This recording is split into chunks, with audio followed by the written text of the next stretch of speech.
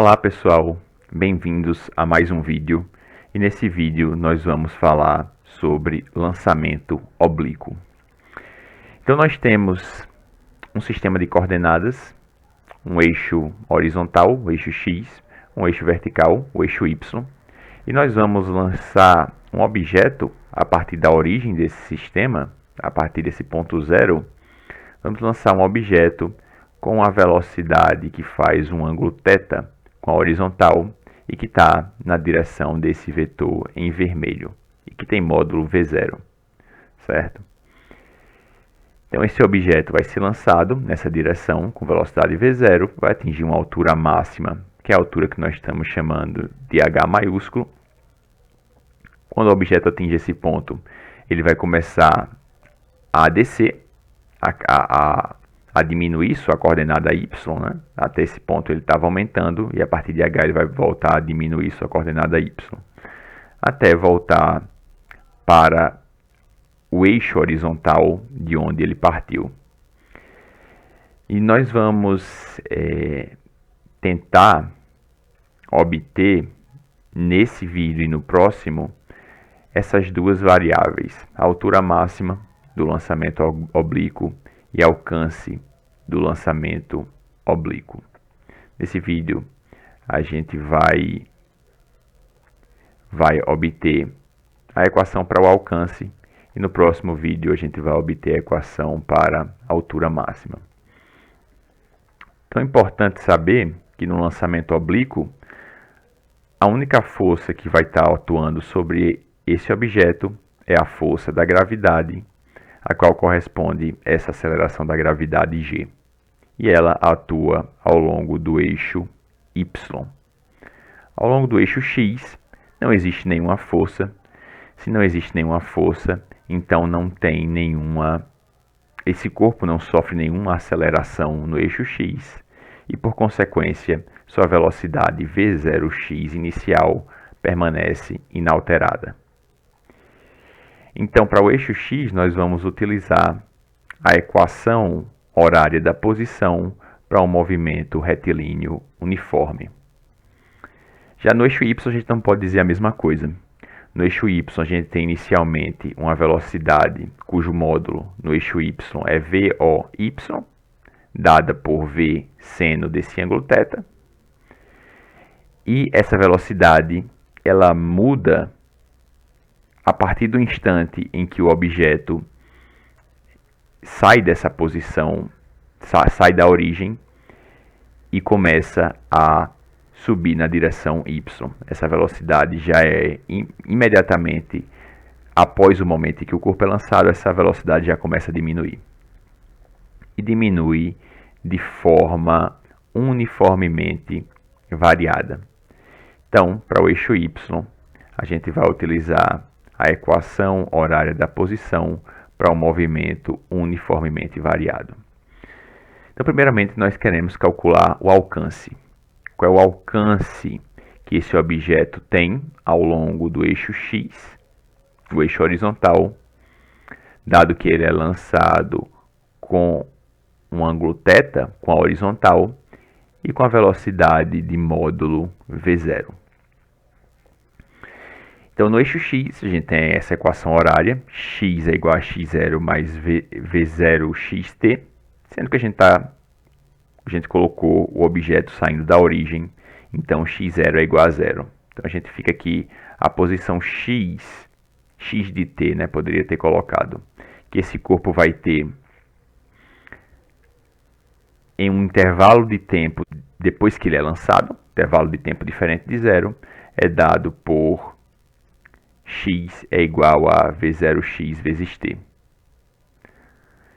Já para o eixo y, a gente tem a equação horária da posição de movimento uniformemente variado e também, como o corpo sai da origem, a gente coloca y0 igual a 0.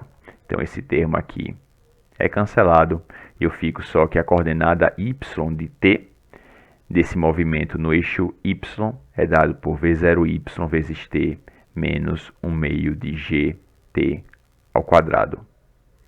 Porque se você pegar a equação genérica de um movimento retilíneo uniformemente variado, você percebe que a equação tem um mais, né? Aqui a gente coloca um menos porque a aceleração da gravidade ela aponta na direção oposta ao sentido positivo do eixo y, tá certo? Então, por isso que a gente considera esse negativo. Então, como obtemos o tempo total do percurso, que é esse tempo que eu estou chamando de t', fazemos y igual a zero. Por quê?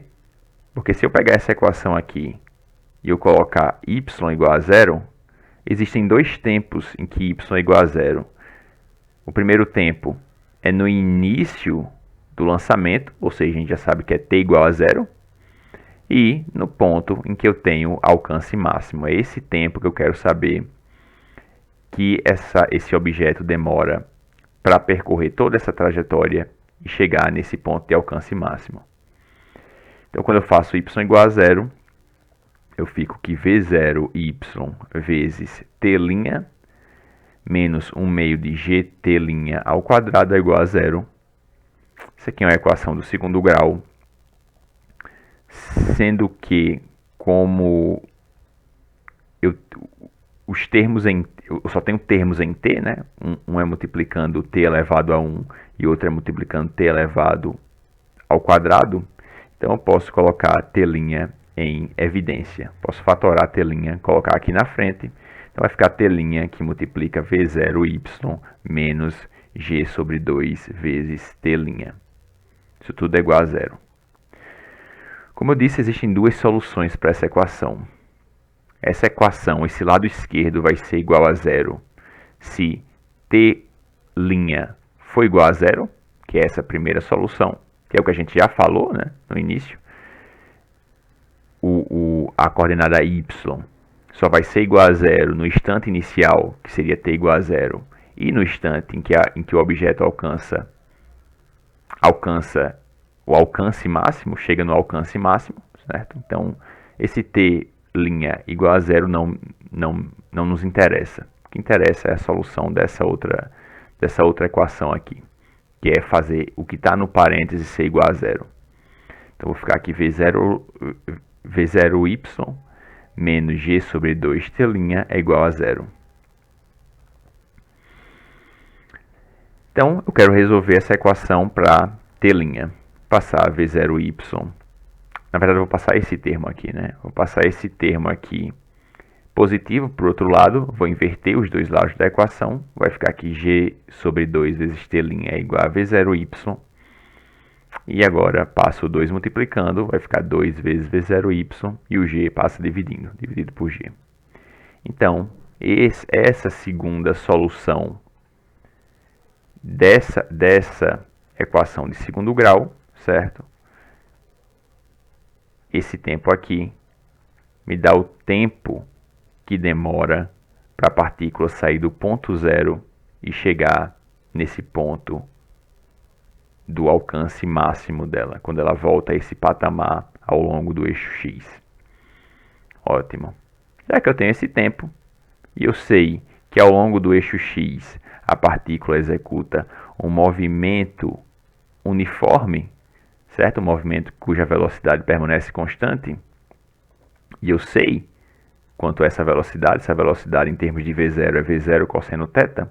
Então agora eu posso usar esse tempo que eu calculei aqui, né? A gente obteve aqui, e vim nessa equação e substituir para encontrar quem é x máximo, que seria o alcance. Certo? É isso que eu vou fazer. Então, alcance, no lugar de x agora eu coloquei A, é v0x vezes t'. Alcance vai ser igual a 2 vezes v0x. Esse 2 vem daqui. O v0y também vem daqui. E esse g vem daqui. E esse v0x é o que a gente já tinha, né? Então, alcance é 2 vezes v0x vezes v0y dividido por g. O que a gente tem agora? a gente vai substituir quem é V0x e quem é V0y. A gente conhece os dois, certo? Está aqui na figura. V0x é V cosseno de θ, V0y é V seno de θ. Então a gente substitui os dois, vai ficar com duas vezes V0 ao quadrado vezes cosseno de θ vezes seno de θ dividido por g. A gente vai utilizar uma identidade trigonométrica para escrever esse resultado de uma forma mais compacta. A gente vai substituir o fato de que seno de 2θ é 2 vezes cosseno de θ vezes seno de θ. Então aqui eu tenho 2, tenho cosseno de θ, tenho seno de θ, então vou substituir por seno de 2θ.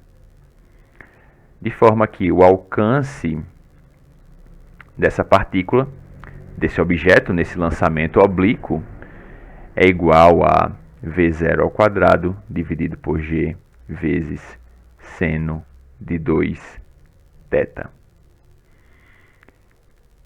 Ok, gente. É isso por esse vídeo.